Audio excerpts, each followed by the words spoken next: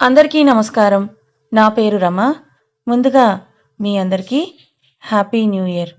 ఈ కొత్త సంవత్సరం మనందరి జీవితాల్లో కొత్త వెలుగులు తీసుకొని రావాలని కోరుకుంటూ మన కథలోకి వెళ్ళిపోదాం. 'ఐ హేట్ మై వైఫ్' 99వ భాగం. రచయిత జె. సుజాత గారు. తనే వాంటెడ్‌గా నన్ను ఆసరాగా చేసుకొని ఇంట్లోకొచ్చిందని కూడా మీకు తెలుస్తుంది. అభి గారు తనని బంధించారన్నది పక్కన పెడితే, వాళ్ళనేదో చెయ్యాలనే పక్కా ప్లాన్‌తో తనిక్కడికి ఎవరికీ తెలియకుండా వచ్చిందని కూడా తెలుస్తుంది అని అంటున్న దక్షను చూస్తూ, "ఇప్పుడు నువ్వేం చెప్పాలని అనుకుంటున్నావు దక్ష" అని ఆనంద్ ఆమె భుజం పట్టుకొని అడగ్గా, "నేను చేసిన ఇన్ని తప్పులకి శిక్షను అనుభవిద్దామని అనుకుంటున్నానన్నయ్య." అందరికీ తను చెప్పింది అర్థం కాక తన వైపే చూస్తుంటే, "ఇది హత్యనే సార్. పైగా పక్కా ప్లాన్‌తో ఎవరో కావాలనే నైనాను హత్య చేసి అభి గారిని ఇరికిద్దామని ప్లాన్ చేశారు సార్. కానీ ఈ హత్య చేసింది నేనే అని మీకు నా అంతట నేనుగా లొంగిపోతున్నా. అరెస్ట్ చేయండి సార్" అని చేతులు 2 ముందుకు చాపంటున్న దక్షను అందరూ షాకింగ్ ఎక్స్‌ప్రెషన్‌తో చూస్తే, "నువ్వేమంటున్నావో నీకు అర్థమవుతుందా?" అని చెల్లెల్ని తన వైపుకు తిప్పుకొని కోపంగా అడుగుతాడు ఆనంద్. "అర్థమవుతోందన్నయ్య. ఒకసారి అటు చూడన్నయ్య" అని అభిని హత్తుకొని ఏడుస్తున్న ఐసుని బిక్కుబిక్కుమంటూ చూస్తున్న పిల్లల్ని చూపించి, "ఇప్పుడు అభి గారిని అరెస్ట్ చేస్తే ఈ ఇల్లు ఇల్లులా ఉండదన్నయ్య. వాళ్ళే కాదు ఆంటీ, అంకుల్ కూడా తట్టుకోలేరు. అదే నేను అరెస్ట్ అయితే బాధపడేది నువ్వు మాత్రమే" అని దక్ష అనగానే, అప్పటి వరకు తను చెప్పేది పూర్తిగా అర్థం కాక చూస్తున్న విజయ్‌కి ఆ మాట వినగానే మనసు మెలిపెట్టినట్టుగా అవుతుంది. "కానీ మీ పేరెంట్స్ గురించి కూడా ఆలోచించాలి కదమ్మా! పైగా నువ్వు పెళ్లి కావాల్సిన ఆడపిల్లవి. అలా ఎలా నిన్ను దోషిని చేస్తామని" ప్రసాద్ గారు అనగానే, "నా గురించి బాధపడటానికి నాకెవరూ లేరు అంకుల్. పెంచిన పెదనాన్న వాళ్ళకి నా గురించి పట్టించుకునేంత తీరిక లేదు. ఒక్క అన్నయ్య తప్ప. మీరు నా గురించి ఆలోచించకండి.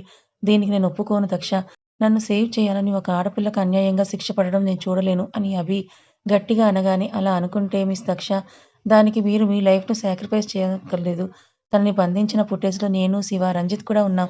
దాని ఆధారంగా అయినా మేము అరెస్ట్ అవ్వడానికి మేము కూడా ఉన్నామని" దక్ష వైపు కోపంగా చూస్తూ అంటున్న విజయ్‌ని చూసి, "అవును, మా చెల్లిని ఏడిపించినందుకే ఒకడిని చంపి జైలుకి వెళ్ళడానికి కూడా మేము వెనకాడలేదు. ఇప్పుడు తన కోసం, మా బావ కోసం మేమేమైనా చేస్తాం. మా లైఫ్ గురించి మాకు బెంగ లేదు" అని రంజిత్, శివ ముందుకొస్తారు. "అంకుల్, మీరు మా ముగ్గురిలో ఎవరో ఒకరిని అరెస్ట్ చేయండి. ఆ అమ్మాయిని వద్దని" రంజిత్ అనగానే, "మీకు పిచ్చెక్కిందా రంజిత్? నీ త్యాగానికి కొత్తగా పెళ్ళైన నువ్వు ఎలా జైలుకి వెళ్తావు? శివ, నువ్వు కూడా. దీనికి నేను ఒప్పుకోను" అని అభి అంటూ, "అంకుల్ మీరు రండి. ఇక్కడే ఉంటే వీళ్ళు ఇలాగే పిచ్చి వేషాలు వేస్తారని" అభి కోపంగా అంటాడు. వాళ్ళనలా చూసిన ప్రసాద్ గారు చిన్నగా నవ్వగా, "మీ పిల్లల్ని చూస్తే చాలా ముచ్చటగా ఉంది వినయ్. కానీ ఫుటేజ్ ఆధారంగా అయితే మీతో పాటు అభి కూడా అరెస్ట్ అవ్వాలని" విజయ్ వైపు చూస్తూ అన్న ప్రసాద్ గారు, "అదే ఈ అమ్మాయినైతే ఇందులో అభికి ఏ సంబంధం లేదని ప్రూవ్ చేయొచ్చు. ఇప్పుడు నువ్వే చెప్పు వినయ్. నన్నేం చేయమంటావు? ఏం చేయాలో నాకు అర్థం కావడం లేదు ప్రసాద్. కొడుకు భవిష్యత్తు కోసం ఒక ఆడబిడ్డ జీవితం నాశనం చెయ్యాలా అని అనిపిస్తున్నా మనకి ఈ దారే తప్ప వేరే దారి లేదు కదా! అంకుల్, మీరు నా గురించి ఆలోచించకండి అంకుల్. నా జీవితం నాశనం ఏమీ అవ్వదు. నిజానికి తనకిక్కడికొచ్చే అవకాశం ఇచ్చి తప్పు చేసింది నేనే కదా! లేదంటే ఇలాంటిదేమీ జరిగే అవకాశమే లేదు" అని దక్ష అంటుంటే, "నిజంగా ఒక తండ్రిగా స్వార్థపరుడినయ్యానమ్మా" అని దక్ష చేతులు పట్టుకున్న వినయ్ గారు, "నన్ను క్షమించరా" అని అంటూ ప్రసాద్ గారి వైపు చూసిన వినయ్, "తనకి దోషిగా కేస్ ఫైల్ అవ్వకూడదు ప్రసాద్. కేవలం సస్పెక్ట్‌గా మాత్రమే అరెస్ట్ చేయండి. ఈలోపు అసలు నేరస్తులను ఎలా అయినా వెతికి పట్టుకోండి. ఇది నా స్పెషల్ రిక్వెస్ట్" అని అదే తన ఫైనల్ మాటగా అంటూ అభి, ఐసు మిగిలిన వాళ్ళు వారిస్తున్నా వినని దక్ష ఆనంద్‌ని బాధపడొద్దన్నట్టుగా అతని చేతిని ఒకసారి పట్టుకున్న దక్ష పోలీసులతో వెళ్ళిపోతుంది. ఆ రోజంతా ఇంట్లో ఎవరు పచ్చి మంచినీళ్ళు కూడా ముట్టకుండా గడిపేస్తే, రాజీగారి ఆరోగ్యం దృష్ట్యా ఆవిడకే లైట్‌గా ఉండేలా ఇడ్లీ పెట్టి టాబ్లెట్స్ వేస్తారు ఈశ్వరి గారు. అభిని వదిలి సెకను కూడా ఉండలేనంతగా ఐసు అభిని అంటిపెట్టుకొని ఉంటే, పిల్లలు కూడా వాళ్ళ దగ్గరే ఉండిపోతారు. ఆనంద్‌ని కూడా వాళ్ళింట్లోనే ఉండిపోతాడు. ఐసు, "నువ్విలా వీక్ అయి నన్ను వీక్ చేయొద్దు. ఇప్పటికే ఈవినింగ్ అయిపోయింది. మన రూమ్‌లోకొచ్చి మమ్మీ ఎలా ఉందో, పాపం ఆనంద్ మన కోసం వాళ్ళ చెల్లి చేయని నేరానికి జైలుకి వెళ్ళింది. తన గురించి కూడా పట్టించుకోవా? దక్షని బెయిల్ మీద తీసుకొని రావడానికైనా చూడాలి కదా! అలాగే విజయ్, వాడు ఎంతలా బాధపడుతున్నాడో దక్ష కోసం. పిల్లలు చూడు పొద్దుట్నుంచి ఏమీ కూడా తినలేదు. ఆ బిస్కెట్స్ అవి తింటే కడుపు నిండుతుందా? మామయ్య వాళ్ళందరికీ షుగర్, బ్లడ్ ప్రెషర్‌తో టాబ్లెట్స్ వేసుకోవాలి. వాళ్ళెవరిని పట్టించుకోవా?" అని కొంచెం సీరియస్‌గానే అడుగుతాడు అభి. "కానీ నాకు చాలా భయంగా ఉంది అభి గారు. అసలెవరిదంతా చేసింది? వాళ్ళకి మీ మీద పగేంటి? పాపం ఎంతైనా నైనా ప్రాణం అలా ఎలా తీసేస్తారు అభి గారు? ఒకప్పుడు తను మిమ్మల్ని లవ్ చేసింది. పిల్లలకు తల్లి. పాపం ఆ టైంలో తనెంత బాధపడి ఉంటుందో కదా! అవన్నీ తలుచుకుంటే నాకు చాలా భయంగా ఉంది. ఇంత చేసిన వారు మిమ్మల్ని కూడా ఏదైనా చేస్తే, అమ్మో! నా వల్ల కాదని అభి చేతులను చుట్టుకున్న ఐసు, మీరు నా దగ్గరే ఉండండి. ప్లీజ్ ఎక్కడికి వెళ్ళొద్దు. నాది స్వార్థమని మీరనుకున్నా పర్లేదు. నా ఐసు ఇంత పిరికినా నీ భర్త పిల్లల గురించి మాత్రమే ఆలోచించేంత స్వార్థపరురాలా? అప్పుడే డోర్ ఎవరో కొట్టడంతో ఐసు లేచి డోర్ ఓపెన్ చేయగానే ఎదురుగా శ్యామల ఉంటుంది. ఐసమ్మ, పొద్దుట్నుంచి ఎవరు మెతుకు కూడా ముట్టలేదు. ఇప్పుడు కూడా డిన్నర్‌కి వండనా? వద్దా? పెద్దవాళ్ళు ఉన్నారు కదమ్మా! అని శ్యామల అనగానే అత్తకెలా ఉంది శ్యామల ఆంటీ? ఏమోనమ్మా రాజీ అమ్మ రూమ్‌లోనే ఉన్నారు. అయ్యగారు పొద్దుటనగా బయటికి వెళ్లారు. ఇంకా రాలేదు. మరి అత్త దగ్గర ఎవరున్నారు? ఈశ్వరమ్మ గారు. సరే నేనొస్తున్నా. అందరికీ డిన్నర్ ప్రిపేర్ చెయ్యని అన్న ఐసు డోర్ వేసి బాల్కనీలో ఎవరితోనో ఫోన్ మాట్లాడుతున్న అభిని చూసి గాఢంగా శ్వాస తీసుకొని పిల్లలు ఆడుకోవడంతో కబోర్డ్‌లో శారీ తీసుకొని ఫ్రెష్ అవుదామని వాష్‌రూమ్‌కి వెళ్లి రెడీ అయ్యి పిల్లల్ని తీసుకొని కిందకి వెళ్తుంది. పొద్దుట్నుంచి ట్రై చేస్తే కరెక్ట్‌గా ఈవినింగ్ 5 గంటలకి దక్షకు బెయిల్ ఇవ్వడంతో విమల్ గారు, వినయ్ గారు, ఆనంద్‌తో పాటు స్టేషన్ నుంచి బయటకు వచ్చిన దక్ష కార్ ఎక్కేసరికి డ్రైవింగ్ సీట్‌లో కూర్చున్న విజయ్ కనిపిస్తాడు.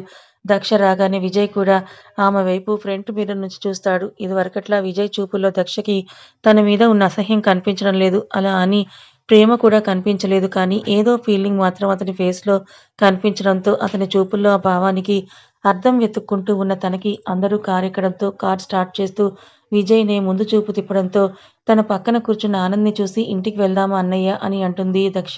ఇప్పుడు అక్కడికి ఎందుకురా? మీ పెద్దమ్మ వాళ్ళు కూడా లేనట్టున్నారు. నిన్ను ఇంటికి తీసుకొని రమ్మని అభి చెప్పాడు. కాబట్టి అక్కడికే వెళ్దాం. ఈ టైంలో నువ్వు ఒంటరిగా ఉండడం మాకెవరికీ ఇష్టం లేదు. అండ్ నీకు కూడా ఇప్పటినుంచి ప్రమాదం ఉంటుందని ప్రసాద్ చెప్పాడు కదా! ఆ హంతకులెవరన్నది తెలిసే వరకు నువ్వు కూడా జాగ్రత్తగా ఉండాలమ్మా అని అన్న వినయ్ గారు విజయ్ ఇంటికి పోనీ అని అంటాడు. కానీ అంకుల్, ఎక్కువ రోజులు మీ ఇంట్లో ఉండాలంటే నాకు ఇబ్బందిగా ఉంటుంది కదా! ఇప్పటికే శ్వేత గారి పెళ్ళికి వారం పైనే ఉన్నా. ప్లీజ్ అంకుల్ నన్ను ఫోర్స్ చేయకండి. నేను మా ఇంటికి వెళ్ళిపోతాను. నీకు ఇబ్బంది కలిగేలా ఎవరైనా ప్రవర్తించారా అమ్మా? అయ్యో! అలా కాదంకుల్. ఐసు గారు, ఆంటీ అందరూ నన్ను చాలా బాగా చూసుకున్నారు. కౌసల్య ఆంటీ, నేనైతే చాలా క్లోజ్ అయిపోయాం. అసలు వారం రోజులు ఎలా గడిచాయో నాకు తెలీదు. నిజానికి నాకు మీ ఫ్యామిలీ చాలా బాగా నచ్చిందంకుల్ అని దక్ష అనగానే, మరి ఇంకేం దక్ష, నువ్వు కొన్ని రోజులు అక్కడ ఉండాల్సిందే తప్పదు అని వినయ్ గారు గట్టిగా అనడంతో ఇంకా ఆయనకి ఎదురు చెప్పలేక స్టేషన్‌కి వచ్చినప్పటి నుంచి తనతో మాట్లాడకుండా సైలెంట్‌గానే ఉన్న ఆనంద్‌ని ఒకసారి చూసి ఊరుకుంటుంది. రాజీ గారి రూమ్ దగ్గరికి వెళ్ళిన ఐసు డోర్ ఓపెన్ చేసేసరికి రాజీ గారితో పాటు ఈశ్వరి గారు, కేశవ గారు, కౌసల్య గారు, శ్వేత, రంజిత్‌లు కూడా అక్కడే ఉండేసరికి నాన్న రండి భోజనం చేద్దామని అందరిని పిలుస్తూ పాపని రంజిత్‌కిచ్చిన ఐసు అందరూ బయటికి వెళ్ళగానే అత్త అని రాజీ గారిని కూడా డైనింగ్ ఏరియాకి తీసుకొచ్చిన ఐసు ఆవిడకు తనే స్వయంగా వడ్డిస్తూ అత్త, ప్రొఫెషన్ పరంగా మీ అబ్బాయికి శత్రువులు లేకపోయినా మరి ఈ శత్రువులు ఎవరన్నది మనకు తెలియదు. అది ఆయనకి తెలియని వ్యక్తిగత శత్రువులా? లేదా మామయ్య గారి బిజినెస్ పరంగా అన్నది తెలియదు. కానీ ఇలాంటి టైంలో మీరు, నేను కూడా ఆయనకి సపోర్ట్‌గాను, స్ట్రాంగ్‌గాను ఉండకుండా ఇలా వీక్ అయితే, బావ మన గురించి ఆలోచిస్తూ వీక్ అయ్యేలా ఉంటే, అభి గారు ఆ ప్రాబ్లమ్స్ ఎలా ఫేస్ చేయగలరు? మనమే ఇలా వీక్‌గా ఉంటే బావ మన గురించే ఆలోచిస్తారా? లేదంటే ఆ హత్య వెనుక ఉన్న అసలు నేరస్తుల గురించి ఆలోచిస్తారా? అని అన్నం కలిపిన ముద్దను ఆవిడ నోటికి అందిస్తూ, ఆవిడకు ధైర్యం చెప్తూ మొత్తం భోజనం తినిపించిన ఐసు, కాబట్టి ఇప్పటినుంచి మీరిలా వీక్ అవ్వకండి. ఎన్ని ప్రాబ్లమ్స్ వచ్చినా మనం ఫేస్ చేయగలిగేంత స్ట్రాంగ్‌గా ఉంటేనే బావ కూడా వాటిని ధైర్యంగా ఎదుర్కొంటాడు. అయినా అభి గారి గురించి మనకి తెలుసు కదా!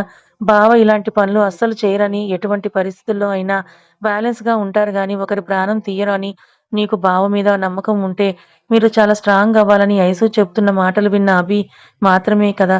కేశవ్ గారు, కౌసల్య గారు కూడా ఐసుని గర్వంగా ఫీలవుతారు. కిందకు దిగుతున్న అభిని చూసి బావ రండి మీకు కూడా భోజనం పెడతా అని రాజీ గారు తినడం అయిపోవడంతో హ్యాండ్ వాష్ చేసుకుంటూ అంటుంది ఐసు. తింటా అని అంటూనే సీతమ్మ గారితో పాటు పిల్లల వరకు కూడా అందరూ భోజనం తినడం చూసి తృప్తిగా నవ్వుతాడు అభి. అభి, ఐసు తప్ప అందరూ భోజనం చేసి హాల్లోకొచ్చేసరికి ఇంటి ముందు కారు ఆగడంతో దక్ష కోసమే చూస్తున్న అందరూ బయటికి చూస్తారు. ఐసు, అభి ఫాస్ట్‌గా బయటికి వెళ్ళేసరికి కారు దిగిన దక్షను చూసి గట్టిగా హత్తుకుంటుంది ఐసు. కొంచెం సేపటికి దూరం జరిగిన ఐసు, నిజంగా నీకు చాలా రుణపడిపోయాం దక్ష. అలాగే నువ్విలా చేసినందుకు నీ మీద కోపంగా కూడా ఉంది. నీకెవరూ లేరని అలా ఎలా అనగలిగావు? నీ కోసం బాధపడే మేమెవ్వరం నీకు గుర్తులేదా? నువ్వు మా కోసమే అలా చేసినా, నువ్వసలు అలా ఎలా నీ నేరం ఈ మీద వేసుకుంటావు దక్ష అని కోపంగా అడుగుతున్న ఐసుని చూసి నవ్విన దక్ష, రంజిత్ దగ్గర ఉన్న అదిరని ఎత్తుకున్న దక్ష, పాప విషయంలో నేను చేసింది మీరంతా మర్చిపోయినా, నేను మర్చిపోలేదని పాప జుట్టు సవరిస్తూ, పాపకేం కాలేదు కాబట్టి సరిపోయింది. లేదంటే ఆ రోజు నేను చేసిన దానికి పాపకేమైనా అయితే నన్ను నేను కూడా అస్సలు క్షమించుకోలేకపోదును. ఐసు గారు అప్పుడే నేను ఫిక్స్ అయ్యా. పాప విషయంలో నేను తన పక్కనే ఉండగా తననెప్పుడు బాధపడనివ్వకూడదు అని. అందుకే నిన్న అభి గారిని ఒకవేళ అరెస్ట్ చేస్తే మీరంతా చాలా బాధపడేవారు. ముఖ్యంగా పాప వాళ్ళ డ్యాడీని చాలా మిస్ అయ్యేది. అందుకే ఇలా చేశాను అని అన్న దక్షను రాజీ గారు కళ్ళనీళ్లతో హత్తుకుంటారు. అవన్నీ తర్వాత రాజీ, ముందు అమ్మాయిని లోపలికి రానివ్వు అని వినయ్ గారు అనడంతో రాజీ గారు పక్కకి తప్పుకోవడంతో లోపలికి రాబోతున్న దక్షను ఆపుతారు కౌసల్య గారు. ఎర్ర నీళ్లు తెచ్చిన ఆవిడ దక్షకి దిష్టి తీసి అవి బయట పడేయమని శ్యామలకివ్వగానే ఇప్పుడు ఇవన్నీ ఎందుకాంటీ అని దక్ష అనగానే ఈ రోజు నుంచి నువ్వు నాకెవ్వరూ లేరు అంటే ఊరుకోను దక్ష. మీ ఆనంద్ అన్నయ్యతో పాటు మేము కూడా ఉన్నాం. అది గుర్తుపెట్టుకో. ఇప్పటినుంచి మాకు మా ఇసు ఎంతో నువ్వు కూడా అంతే అని కౌసల్య గారంటూ నీకిష్టమైతే మీ పెద్దమ్మ వాళ్ళని అడిగి నిన్ను మా కూతురుగా దత్తత తీసుకుంటామని ఆవిడ అనగానే ఒక్కసారిగా ఎమోషనల్ అయిపోతుంది దక్ష.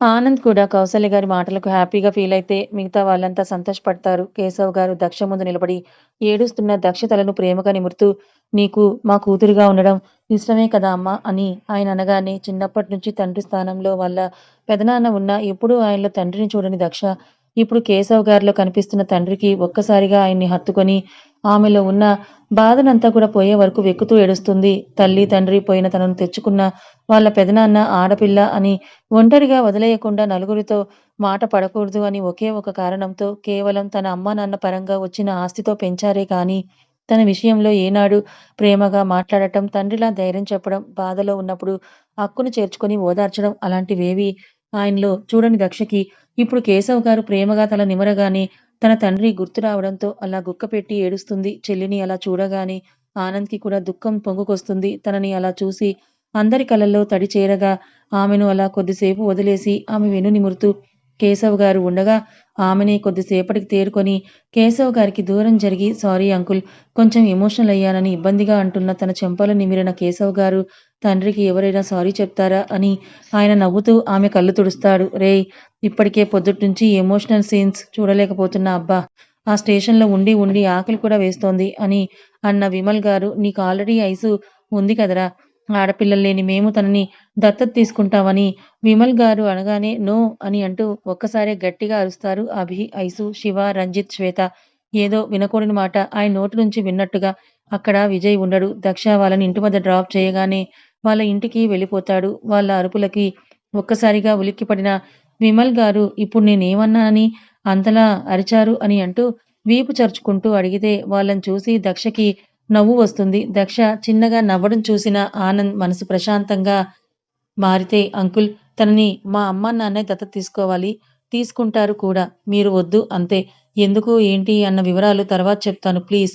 మీరు ఇలాంటి వైల్డ్ డెసిషన్స్ తీసుకొని మాకు హార్ట్ అటాక్స్ తెప్పించకండని ఐసు అనగానే ఐసు నువ్వు ముందు దక్షిణ తీసుకొని లోపలికి వెళ్ళు అని అన్న అభి మాటలకు వాళ్ళిద్దరితో పాటు కీతూ కూడా లోపలికి వెళ్ళగా అంకుల్, డాడీ మీరు కూడా ముందు వెళ్ళి ఫ్రెష్ అయ్యి రండి. మీకోసమే నేను కూడా భోజనం చేయలేదు అని అభి అంటూ శివ, ఆనంద్‌ని లోపలికి తీసుకొని వెళ్ళు అని అనడంతో వినయ్ గారు, రాజీ, విమల్ గారు, ఈశ్వరి గారు వాళ్ళ బెడ్‌రూమ్స్‌కి వెళ్ళగా శివ, ఆనంద్‌ని తన రూమ్‌కి తీసుకొని వెళ్తే అక్కడెక్కడా లేని విజయ్ కోసం బయటికి వస్తాడు అభయ్. విజయ్ ఎక్కడ బావ అని రంజిత్ కూడా అతని వెనకే వచ్చి అడగగా అదే చూస్తున్నా. కార్ కూడా లేదు అని అభి అంటూనే విజయ్‌కి కాల్ చేస్తాడు అభి.